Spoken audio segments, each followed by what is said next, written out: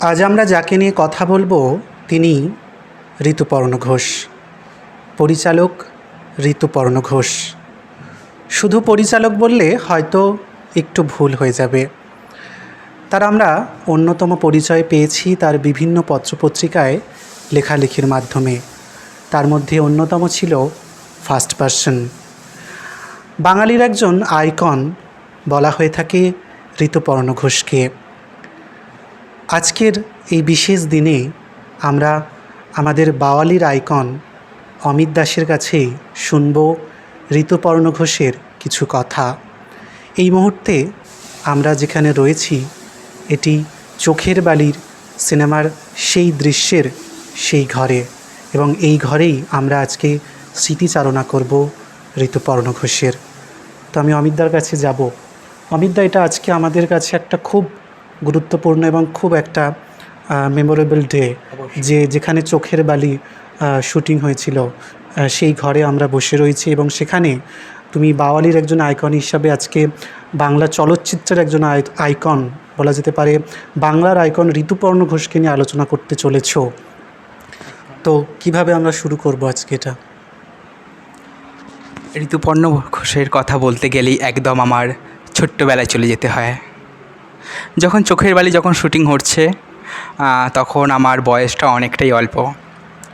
তখন এই বাওয়ালি গ্রামেই আমাদের হয়েছিল চোখের বালি শুটিং, আর সেখানেই সবাই যখন শুটিংয়ের ক্ষেত্রে সবাই যখন যাচ্ছে আমিও এসেছিলাম। দেখেছিলাম দূর থেকে দেখেছিলাম এক পুরুষ। জানি না সেই পুরুষকে দেখে এক অদ্ভুত এক আনন্দ অনুভব হয়েছিল। দেখাটা সেখানেই থেমে গেছিল। অনেক পরে জানলাম তিনি একজন ফিল্ম মেকার, একজন চলচ্চিত্র পরিচালক, ঋতুপর্ণ ঘোষ, অনেকটা বড় হয়ে। ঋতুপর্ণ ঘোষের স্মৃতিবিজড়িত গ্রাম আমাদের বাওয়ালি গ্রাম সাহিত্য, সংস্কৃতি, শিল্প, স্থাপত্য, ভাস্কর্য সর্বদিক দিয়ে উন্নত। হয়তো সেই ক্ষেত্রেই ঋতুপর্ণ ঘোষ শুটিংয়ের জন্য বাওয়ালিকে বেছে নিয়েছিলেন চোখের বালির জন্য। চোখের বালির শুটিংয়ের বিভিন্ন রকম কথা আমি সরাসরি অরুণবাবুর মুখ থেকে আমি শুনেছি। শ্রদ্ধেয় অরুণবাবু হলেন বাওয়ালি মণ্ডল জমিদার ছিলেন, আজ আর নেই। বাওয়ালি মণ্ডল জমিদার অরুণবাবু যখন ছিলেন তিনি সেই সময় তত্ত্বাবধানে ছিলেন চোখের বালিতে, আর সেই সময় ঋতুপর্ণ ঘোষ আসা যাওয়া করতেন অরুণবাবুর সাথে। অরুণবাবুর বাড়িতে একটা অ্যাকোয়ারিয়াম ছিল। একটা ছোট্ট কথা বলে নিতে হয়, আর সেই অ্যাকোয়ারিয়ামটা ঋতুপর্ণ ঘোষের খুব পছন্দ হয়েছে। কিন্তু অরুণবাবু তখন বলল, ওই অ্যাকোয়ারিয়ামটা আমার বহু প্রাচীন, আমি দেব না। আচ্ছা, এই নিয়ে ঋতুপর্ণ ঘোষও খুব মান অভিমান করেছিল। এই একটা মজার কথা প্রথমেই বলে দিলাম সকলকে। তা আমরা আসি এবারে ঋতুপর্ণ ঘোষকে নিয়ে আজকের কথায়। ঋতুপর্ণ ঘোষ শুধুমাত্র চলচ্চিত্রের মধ্যেই হয়তো সীমাবদ্ধ থাকেননি। তিনি আমাদের জীবনটা একটা অন্য রকমভাবে হয়তো দেখাতে চেয়েছে। কেউ দেখতে পেয়েছি, হয়তো কেউ এখনও খুঁজছি একটা অনুসন্ধানের মধ্যে দিয়ে। আমরা বারবার যখন ফার্স্ট পার্সন পড়ি, আমরা নিজেদের কোথাও একটা খুঁজতে থাকি বারবার। আজ আমরা সংক্ষেপে জেনে নেব ঋতুপর্ণ ঘোষ সম্পর্কে। জীবনের খোঁজে ঋতুপর্ণ 31শে আগস্ট 1963 সাল জন্মগ্রহণ করেন, আর আমাদের সকলকে ছেড়ে ধরাধাম ছেড়ে চলে যান 2013 মে মাসে। ঋতুপর্ণ ঘোষের জন্ম 31শে আগস্ট 1963 সাল। তার বাবা সুনীল ঘোষ ছিলেন তথ্যচিত্র পরিচালক এবং চিত্রশিল্পী। তিনি ছেলের নাম রাখেন সৌরনীল। পরে সৌরনীল ছেলেটাই পরিবর্তন হয়ে ঋতুপর্ণ ঘোষ নামে পরিচিত হন। তিনি কলকাতায় সাউথ পয়েন্ট স্কুল থেকে স্কুল জীবন শেষ করে যাদবপুর বিশ্ববিদ্যালয় থেকে অর্থনীতি নিয়ে পড়াশোনা করেন। ঋতুপর্ণ ঘোষ এলজিবিটি সংস্থার একজন আইকন ছিলেন। তিনি 80-এর দশকে রেসপন্স নামক এক বিজ্ঞাপন সংস্থা নিয়োজিত হন। সেখানে মূলত কপিরাইটের কাজ করতেন। বোরোলিন বা ফ্রুটির মতো কিছু প্রোডাক্টের স্লোগান আজও অমর হয়ে আছে তারই জন্য। যেমন বোরোলিন সম্পর্কে, বোরোলিন চিরদিন। রেসপন্স গ্রুপে চাকরি করার সময় প্রথমে ব্রেকটি তিনি পান একটি ডকুমেন্টারি ফিল্ম নির্মাণের জন্যে। 1990-এ তিনি করেন বন্দে মাতারাম নামে একটি তথ্যচিত্র। যদিও শুরুটা হয়েছিল বাবার হাত ধরেই। স্কুলে পড়ার সময় বাবাকে অ্যাসিস্ট করেছিলেন কুম্ভমেলা ও সুন্দরবন নিয়ে দুটি ডকুমেন্টারি ছবি নির্মাণে। 1992 থেকে 2013 তিনি এই কয়েকটি বছর বহু ছবি তৈরি করেন। 1992-তে হীরের আংটি পরিচালনার মাধ্যমে তিনি প্রথম ফিচার ফিল্ম শুরু করেন। 1994-এ 19 এপ্রিল, যেটি জাতীয় পুরস্কার লাভ করে। 1997 সালে মুক্তি পেল দহন। এই সালেই তিনি সেরা চিত্রনাট্যকার এবং সেরা অভিনেত্রীর জন্য যুগ্ম জাতীয় পুরস্কার পায় ছবিটি। 1999-তে বাড়িওয়ালি, 2000-এ মুক্তি পেল উৎসব, 2002-তে তিতলি, 2003-এ শুভ মহরত এবং এই 2003 সালেই আরও একটি সিনেমা যেটি সাড়া ফেলে দেয় টলিউডে, চোখের বালি। সেই চোখের বালি মুক্তি পায় 2003 সালে। 2004-এ তিনি প্রথম হিন্দি ছবি রেইনকোট নির্মাণ করেন। 2005-এ অন্তর্মহল। 2006-এ মুক্তি পেল দোসর। অভিনয় করেছিলেন প্রসেনজিৎ চ্যাটার্জি, কঙ্কনা, পরমব্রত।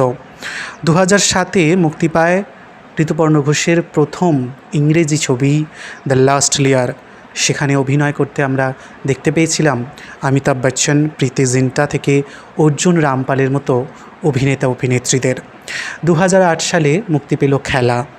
2009-এ প্রথমবার বাংলা ছবিতে ডেবিউ করলেন বিপাশা বাসু। ছবির নাম সব চরিত্র কাল্পনিক। এছাড়াও তিনি তারপর বহু সিনেমায় তৈরি করেন। 2009-তেই স্টার জলসায় একটি জনপ্রিয় টক শো করেন ঘোষ অ্যান্ড কোম্পানি।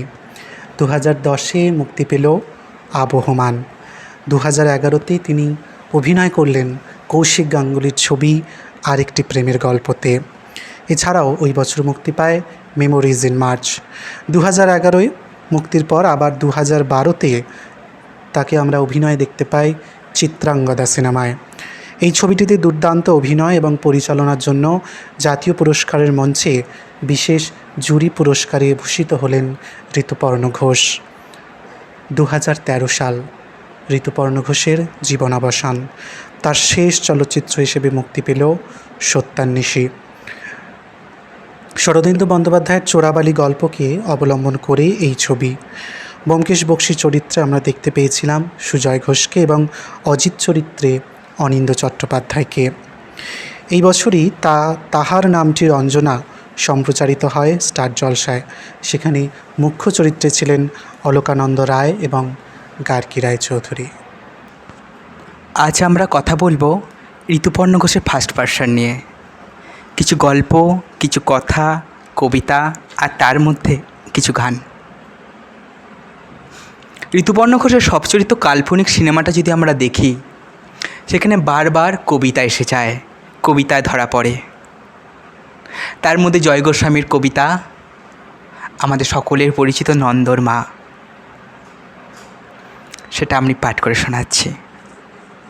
নন্দর মা, জয় গোস্বামী।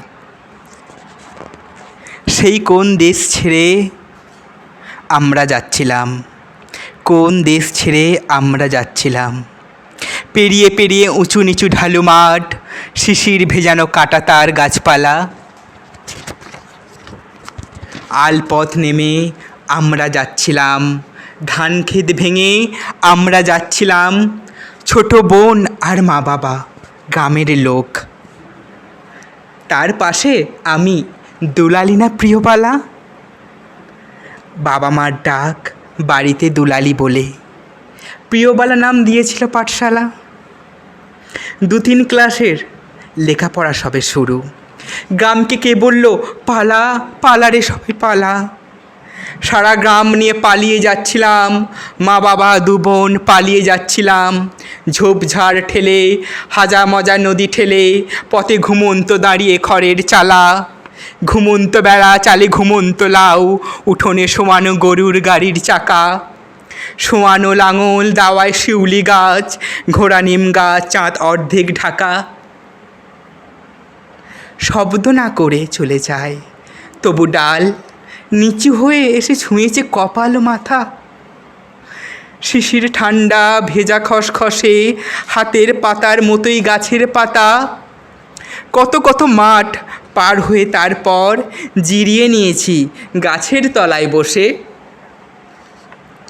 যে যার পোঁটলা খুলে চিঁড়ে গুড় মুড়ি, শেষে চোখ লেগে এসেছে ক্লান্তি দোষে। আচমকা দেখি ছোটোছুটি করে লোক, কিভাবে আগুন লেগে গেছে গ্রামে গ্রামে। খইরে আতুরি ও দুলালি তোরা কই, মা বাবা ডাকছে আমাদের ডাক নামে। আমি রইলাম আদুরি ছিটকে গিয়ে, কোথায় পড়ল কেউ জানল না কিছু। আমরা সবাই কাঁটা তার পেরোলাম, আমরা সবাই ঘাড় নিচু মাথা নিচু। খাতা পেরোলাম ইমিগ্রেশন খাতা, লঞ্চ পেরোলাম তারপর ট্রেন পথ। কোন এক দেশে আমরা যাচ্ছিলাম, যত গেছি তত ছিঁড়ে গেছে গেছে পথ। কোথায় সে দেশ, অতীতে না ভবিষ্যতে, সে কোন বয়স আমরা ছেড়ে এলাম। দুলালি দুলালি প্রিয়বালা প্রিয়বালা, রাস্তার পাড়ে হারিয়ে গিয়েছে নাম। খানিকটা নাম ধান খেতে পড়ে গেছে, খানিকটা গেছে নদী জলে আঘাটায়, খানিকটা নাম নিয়ে নিল পাঠশালা, খানিকটা গেল রাস্তায় দাঙ্গায়। যে গাছের নিচে জিরোতে বসেছিলাম, খানিকটা নাম সেই গাছটায় আছে, খানিকটা নাম মাঠের শিশিরে নিল, খানিকটা গেছে রাত পড়শির কাছে, খানিকটা নাম বেড়ায় আটকে গেল, খানিকটা গোঁজা রইল খড়ের বাতায়, খানিকটা নাম কাঁটা তারে তারে ব্যথা, খানিকটা যায় ইমিগ্রেশন খাতায়। একটা বয়স সেজেছে ছেড়ে এলাম, একটা বয়স নিয়ে ছেড়ে দিল স্বামী, একটা বয়স ছেড়ে বয়স করে শেষ, ছেলে নামে আজ চেনা দিই আমি। আজ চারিদিকে ফ্ল্যাট বাড়ি, আর চারিদিকে বস্তি বস্তি লোক, লাইনের পাশে বাঁশ দরমার ঘর, ঘর থেকে আসে কাজ করা মেয়ে লোক। ঠিকই ঝিয়েছিলাম এখন রাত দিনের, খাওয়া পড়া পাই এখানে 5Cতে। ছেলে বিয়ে করে আলাদা হয়েছে, আমি এখানেই থাকি গ্রীষ্ম বর্ষার শীতে। এইখানে বসে আমি নন্দর মা, ছেলেকে ভাবি না স্বামীরও নাম। শুধু মনে পড়ে আমরা যাচ্ছিলাম, সেই কোন দেশ ছেড়ে পালিয়ে যাচ্ছিলাম। সঙ্গে সঙ্গে যাচ্ছিল গাছপালা, যাচ্ছিল চাঁদ, সার চালা ঘর, ঘরে কে আগুন দিয়ে বলেছিল পালা। পরপর লোক পোড়া গাম, পরপর ছাদ, পরপর অ্যান্টেনা, ছাদের মাথায় ভাসছে চাঁদের থালাকে বলেছে তোমরা কি জানতে না, পোড়া গ্রাম ওই এক চোখে চাঁদ জ্বালা। না কেউ জানে না, ভুলে গেছে ভুলে যায়, পরপর বাড়ি উঠে যায় মাটি ফুঁড়ে, পরপর গাড়ি ছুটে যায় বোবা কালা। গ্রাম পোড়া ছাই এখনও আসছে উড়ে, দেয়ালে লাগছে জানলায় দরজায়, ফুল ঝাড়ু হাতে কে পরিষ্কার করে, কে বাজারে যায়, কে আনে ভাতের থালা, কে এত কালের রোদ বৃষ্টিতে ঝরে অযত্নে বাঁচে, যে নিজেই গাছপালা। কি গাছ বলো বলো ফ্ল্যাট বাড়ি, বলো বড় পোড়া চাঁদ, বলো সব বোবা কালা। নন্দরমা কি দুলালি না প্রিয়বালা? অপূর্ব সুন্দর এক কবিতা শুনলাম অমিতদার কাছে। এভাবেই হয়তো নন্দর মায়েরা বেঁচে থাকে চিরকাল কাজের মাসি হয়ে। এবারে ঋতুতর্পণ, একগুচ্ছ কবিতার মধ্যে একটি কবিতা আমি শোনাবো। কবিতার নাম ঋতুকাল। কবিতাটি লিখেছেন শাশ্বত বন্দ্যোপাধ্যায়। পাখিদল থেকে পিছিয়ে পড়েছে একজন, তার দুডানায় পুঁথিপত্তর, মহাকাব্যের ভার। গ্রাম রাঙামাটি, সূর্য ডুবছে অস্তদিঘির পারে, হীরের আংটি ওই ঠোঁট ছিল তার। ঠোঁট পুড়ে যায় তবুও পরশমণি, বয়ে নিয়ে চলে ছোট্ট বাসায় গাছে। ওইটুকু বাড়ি অতখানি আলো ধরে, জোনাকির গায়ে উড়ে আসে, তাই আমার ঘরের কাছে। আলোর সঙ্গে পাখির শান্তি, ঘুম আমার চোখেও অল্প অল্প লাগে। তখন পাখিটি দেখছে শাবকহীন, বাসা উড়ে যায় সন্ধ্যা মালতীর আগে। কোন ফুলবনে পাখির আসল বাড়ি? কে তার কবিতা ধুলো থেকে তুলে রাখে? কোন বাড়িয়ালি সই করে নেয় চিঠি, বাড়ি না থাকলে মেঘপিয়নের ডাকে? পাখি কি সত্যি রক্তে মাংসে গড়া? কে তার দোসর? কোন সে আবহমান? নাকি সব পাখি শুধুই কাল্পনিক, সব উৎসবই বিসর্জনের গান? আমরা ঘুমোই, ঝিকিমিকি আলো ঘোরে, পাখি একা একা শীতের দেশে উড়ে যায়। ঢুলে আসে চোখ বাদামি কফিন গড়ে, অচিন সখাটি গান লিখে রাখে গায়ে। হঠাৎ খেয়ালে থমকায় পাখি দল, সে কোথায় গেল? ভেঙে ত্রিভুজের খেলা। আমাদের ডাকে আকাশেও খোঁজ খোঁজ। পাখি ঘুমাচ্ছে, ঋতু ফুরোনোর বেলা।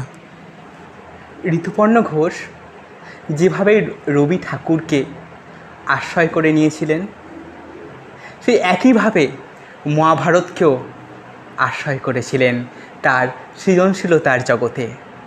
মহাভারতের বিভিন্ন অংশ, বিভিন্ন কথা বিভিন্ন রকমভাবে তার লেখায় কথায় বারবার এসেছে। তারই একটা কথা ফার্স্ট পার্সন থেকে। মহাভারতের বনপর্বে অগ্নির সঙ্গে যুধিষ্ঠির পরিচয় করাতে গিয়ে ঋষি বলেছিলেন যে অগ্নি আশ্রম রক্ষা করেন তিনি বৈশানর। যে অগ্নি বিবাহকালে বধূর সঙ্গে পিত্রালয় থেকে শ্বশুরালয় আসেন তার নাম দক্ষিণ অগ্নি। আর যে অগ্নি আত্মাকে দহন করে প্রজ্বলিত হন তিনিই হচ্ছেন কবি। এমন মহৎ অর্থের একটি শব্দ কালক্রমে জগৎ সংসার অজাগতিক, ভাবালু বা পেলবত্তা আক্রান্ত একটি বর্ণনায় পরিণত হয়েছে। তবু কবি শব্দটি আজও নিমেষে এক স্বতন্ত্র সামাজিক গোষ্ঠী নির্ণায়ক, যাদের ভাষা মৌলিক, ভাব অনুকরণযোগ্য। বিবেকের এক বিশেষ বিশুদ্ধকরণের কবিতায় আর এক নাম, আর অনাবিল অগ্নিস্পর্শ আমাদের কাছে চিরকাল যারা পৌঁছে দিয়েছেন তারাই আমাদের কবি। কবিদের ভাষা আলাদা, ভঙ্গি অন্য। প্রাত্যহিক মালিন্যের বাইরে যে সদা জায়মান পূর্ণ বিকচ জীবন তার সন্ধান দেওয়ার জন্য বারবার করে এক অনন্যতার ন্যূনতম ভাষাভঙ্গির প্রয়োজন হয়ে এসেছে। ঋগ্বেদে কবি কথাটির অর্থ ঋষি। কবিরা মানুষের অন্তরের কথা বলেন, আহার মৈথুন নিদ্রায় অচেতনে আমাদের ভেতরের কথা এমন করে বলেন যে আমরা শতই উল্লসিত হই। এ কথা তো আমরাও ভেবে আবার শ্রদ্ধাবনত হই যে প্রকাশভঙ্গি আমাদের দৈনন্দিনতার ঊর্ধ্বে কল্পনা করে। যে কোনো সামাজিক অন্তরের কোনো একটি বিশেষ পংক্তি বহিঃপ্রকাশের মূল মন্ত্র হতে দেখেছি আমরা বহুবার। বন্দে মাতরমই হোক, ইকবাল জিন্দাবাদী হোক, সেই মামালো ধানি হোক, বা শান্তিপুরে ধুতির পরে বুনে দেয়া বেঁচে থাক বিদ্যাসাগরের চিরজীবী হয়ে হোক। আমার এক বড় প্রিয় কবি সুনীল গঙ্গোপাধ্যায়। তার অনেক কবিতার মতো আর যুদ্ধ নয় ও আমার বড় প্রিয় কবিতা। আমি আবৃত্তিকার নই, কিন্তু জেরে জেরে কবিতা পড়তে ভালোবাসি।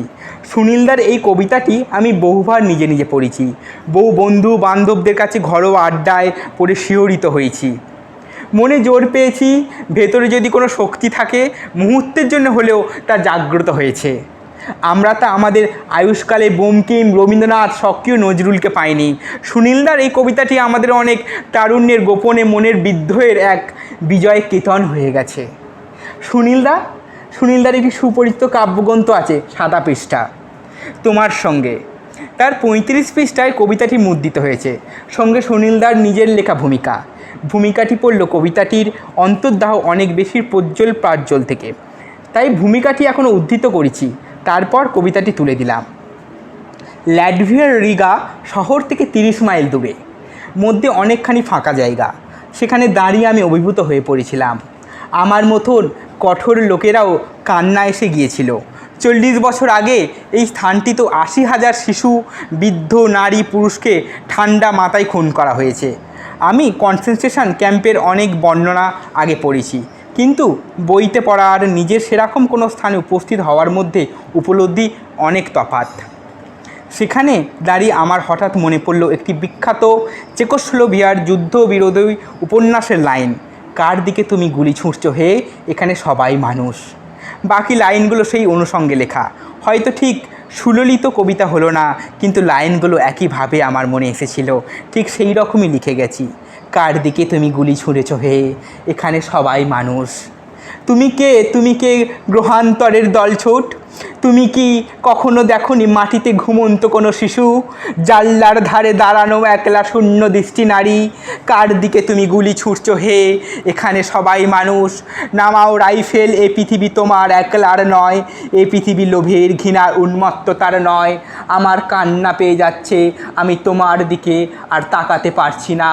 কি গভীর নিঃশব্দ বন চারদিকে, ওরা জানে ওর সরা সব দেখেছে, ধোঁয়ায় গ্রাস করেছে নিষ্পাপ বাচ্চা ব্যাকুল মহিলাদের, ক্ষুদ্রার্ত বঞ্চিতদের দিকে উদ্যত মুষ্টি তুলেছে যারা, তারা কে? কার দিকে তুমি গুলি ছুঁড়েছ হে, এখানে সবাই মানুষ। ল্যাটভিয়ার রিগা শহর থেকে নন্দীগ্রাম অনেক অনেক দূর। সুনীলদা। ঋতুপর্ণ ঘোষের সিনেমায় বারবার সমপ্রেম ধরা পড়েছে। একদিকে চিত্রাঙ্গদা, একদিকে মেমোরিজ ইন মার্চ, আরেকটি প্রেমের গল্প। নিজের পরিচালিত সিনেমা বলতে শুধুমাত্র চিত্রাঙ্গদা, আর অন্য দুটো অভিনয় করেছিলেন স্বয়ং ঋতুপর্ণ ঘোষ। আমরা যদি দেখি আরেকটি প্রেমের গল্প, যেখানে একটি পুরুষের মধ্যে যে একটা নারী সত্তা প্রবাহমান, সেও যে এক পুরুষ হয়ে অন্য পুরুষকে ভালোবাসতে চায়, তারও যে একটা চাহিদা আছে, তারও যে একটা আকর্ষণ আছে, তারও যে একটা অনুভূতি আছে, কিন্তু সমাজ কি তাকে কোনো দিন মেনে নেবে? হয়তো মেনে নেবে না আমাদের সমাজ। তো বারবার সেই গানটা বারবার মনে আসে। সুমনের থেকে সেই গানটা আমি শুনে নেব। আরেকটি প্রেমের গল্পে যে গানটি ব্যবহার করেছিলেন স্বয়ং কৌশিক গাঙ্গুলি, ঋতুপর্ণ ঘোষ অভিনয় করেছিলেন, এবং চপল ভাদুরীর তার জীবনী নিয়েই তৈরি হয়েছিল আমাদের আরেকটি প্রেমের গল্প, করো সেই বনমালী তুমি পরজনমে হয়েও রাধা। কারণ আমরা জানি, আমরা যে রাধা রূপে যে যন্ত্রণা, যে দুঃখের কথা শুধুমাত্র রাধাই বুঝতে পারে। তাই বলছে রাধা স্বয়ং কৃষ্ণকে, তুমি আমার মতো রাধা রূপে জন্মগ্রহণ করো, তবেই তো সেই দুঃখ যন্ত্রণার কথা তুমি বুঝতে পারবে। তুমি আমারই মতন জ্বলিও জ্বলিও, বিরহ কুসুমহার গলেতে পরিও। তুমি আমারই মতন জ্বলিও জ্বলিও, বিরহ কুসুমহার গলেতে পরিও। তুমি যাইও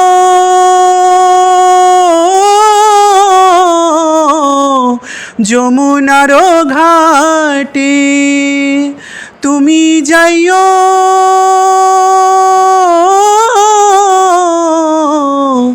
যমুনার ঘাটে, না মানি নদীর কথা। বনমালী তুমি পর জনমে হইও রাধা, বনমালী তুমি পর জনমে হইও রাধা। তুমি আমারই মতন কান্দিও কান্দিও, কৃষ্ণ কৃষ্ণ নাম বদনে জপিও।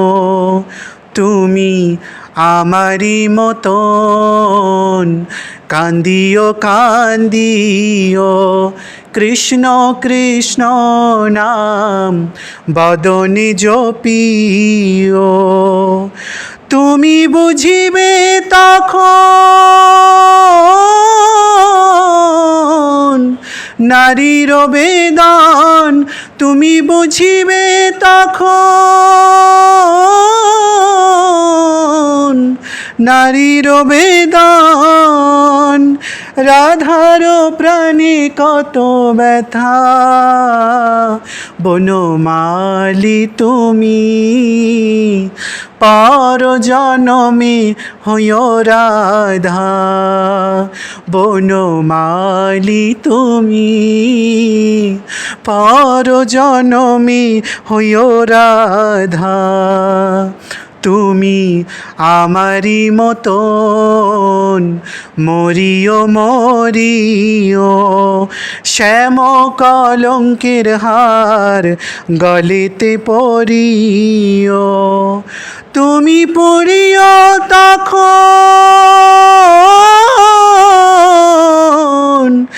আমারি মতন, তুমি পড়িও তখন আমারি মতন। বুকে লইয়া দুঃখের চিতা, বনমালী তুমি পর জনমে হইও রাধা, বনমালী তুমি পর জনমে হইও রাধা। 2003 সালে ঋতুপর্ণ ঘোষ কাজ করেছিলেন রবীন্দ্রনাথ ঠাকুরের লেখা চোখের বালি উপন্যাসটি নিয়ে, এবং তিনি এই চোখের বালি উপন্যাসের পরিস্ফুটন করেছিলেন এবং একটি চিত্র নির্মাণ করেন, যেটি ভীষণভাবে সাড়া ফেলে সারা ভারতবর্ষ জুড়ে। তো অমিতদা, তোমার কাছে আমি বসে রয়েছি এবং একটা প্রশ্ন তোমাকে করতে ইচ্ছা করছে। তুমি একাধারে যেমন একজন সিনেমাপ্রেমী মানুষ, অপরদিকে তুমি সাহিত্যপ্রেমী মানুষ। তো রবীন্দ্রনাথ ঠাকুরের লেখা চোখের বালিতে আমরা অনেকগুলো চরিত্র পেয়ে থাকি, সেখানে সবথেকে শ্রেষ্ঠ চরিত্র কোনটা তোমার মনে হয়? প্রথমেই ঋতুপর্ণ ঘোষ যেভাবে রবি ঠাকুরকে বইয়ের পাতা থেকে সিনেমার পর্দায় আনলেন, এবং তার জন্য অনেক অনেক ধন্যবাদ তাকে।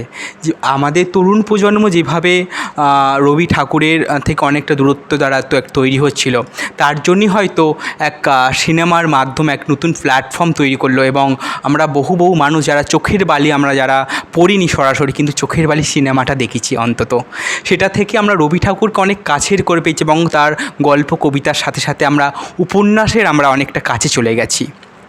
আমার মনে হয় চোখের বালি যে সিনেমাটা, এক বিধবার বা একটা বিধবা, তার যে যন্ত্রণা, তার যে শরীরের চাওয়া পাওয়া, একটা শরীরের যে চাওয়া পাওয়া, সেটাকের উপর নির্ভর করে যে, এবং এদিকে স্বাধীনতা, এদিকে তখন দেশপ্রেম একসাথে মিলেমিশে, এদিকে সমাজ সংসার, এদিকে দেশপ্রেম, সব মিলে একাসাথ হয়ে গেছে চোখের বালির মধ্যে। সেখানে যে আশালতা আছে, বিনোদিনী আছে, তাদের যে সমাজ সংসার, তাদের দুজনের মধ্যে যে